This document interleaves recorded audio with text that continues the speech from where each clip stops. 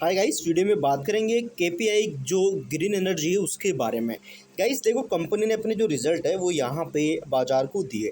So guys हम इस video में जानेंगे। देखो, रिजल्ट ओवरऑल कंपनी के बढ़िया रहे। कंपनी का जो पीटीए सालाना आधार पर लगभग 46% बढ़कर 155 करोड़ रुपये हो गया। राजस्व में भी 40% की वृद्धि देखी गई, यानी कि ईयर ऑन ईयर देखा जाए कंपनी का जो परफॉर्म है बढ़िया रहा।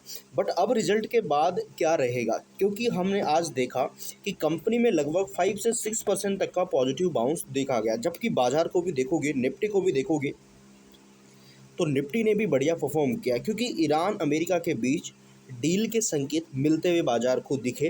क्योंकि अमेरिका ने ईरान के ऊपर जो ऑपरेशन चलाए थे एपिक फ्यूरी एंड और भी, वो बंद करने का प्लान किया है। सो क्या संकेत मिल रहे हैं बाजार को, इनका केपीआई ग्रीन एनर्जी जिनके रिजल्ट अच्छे आ रहे हैं उन पे क्या इम्पैक्ट पड़ सकता है, क्योंकि फिलहाल गर्मियों का सीजन चल रहा है एंड केपीआई ग्रीन एनर्जी वगैरह पावर सेक्टर की कंपनी है।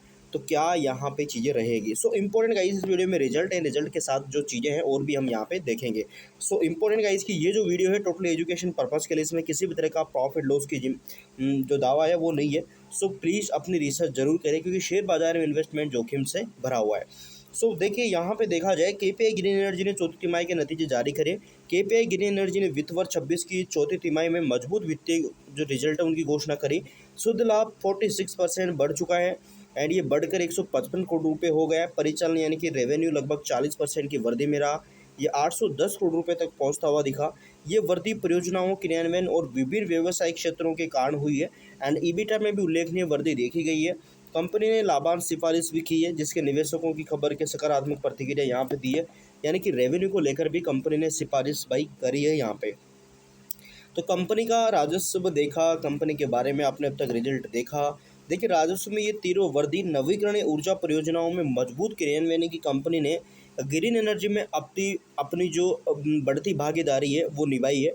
तो उसकी वजह से यहाँ पे ये रेवेन्यू वगैरह में हमें जो ग्रोथ है वो देखने को मिली होगी।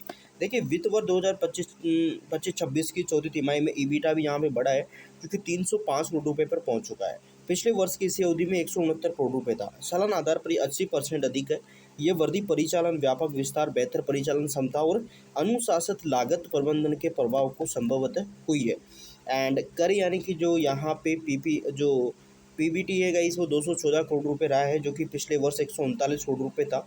54% अधिक है। ये मुख्य जो है यहाँ पे मुख्य रूप से परियोजनाओं के बेहतर क्रियान्वयन और राजस्व में बेहतर मिश्रण और परिचालन दक्षता में सुधार के आंकड़ों को दर्शाता है। एंड कंपनी का जो ईबीटीआई मार्जिन है पिछले वर्ष लगभग 28% था, और इस बार 36% हो गया है। यानी कि जो मार्जिन है कंपनी के, यानी कि ओपीएम है, वो भी हमें बढ़ते हुए देखने को मिले हैं। लगभग 28% से भाई ये 36% तक पहुँचते हुए दिख रहे हैं। तो कहीं ना कहीं इसका भी इम्पैक्ट रहा होगा। एंड पूरे वर्ष के लिए कुल राजस्व 2742 करोड़ रुपये रहा। वित्त वर्ष 24-25 में ये 1755 करोड़ रुपये रहा, यानी कि 56% अधिक है। कंपनी ने एक नियामक फाइलिंग में बताया कि केपीआई का कर पश्चात लाभ 509 करोड़ रुपये हो गया एंड जो कि 325 करोड़ रुपये से 57% अधिक बताया जा रहा है। साथ ही साथ गई इस कंपनी ने जो कंपनी ने गई साथ ही साथ अपने 1 गीगावाट आईपीपी यानी कि जो परियोजना के सफल संचालन के बाद प्रति शेयर पर 25 पैसे का जो डिविडेंड है उसकी भी घोषणा करी है। एंड अंतरिम लाभांश और प्रति शेयर 15 पैसे का विशेष लाभांश देने की सिफारिश की है। इससे वित्त वर्ष 2025-26 के लिए कुल लाभांश 5 रुपये हो जाएगा। एंड देखा जाए तो प्रति शेयरधारक को 40 पैसे जो है यहाँ पे डिविडेंड को आगामी वार्षिक आम बैठक में शेयरधारकों की स्वीकृति के अधीन है। यानी कि सिफारिश करी है 40 पैसे की डिविडेंड की, जो आगामी जो बोर्ड बैठक होगी उसमें इसकी सिफारिश की जाएगी। अगर वहाँ पे मंजूरी मिलती है तो फिर कंपनी डिविडेंड यहाँ पे देने वाली है, ऐसा यहाँ पे बोर्ड का मानना है। ठीक है।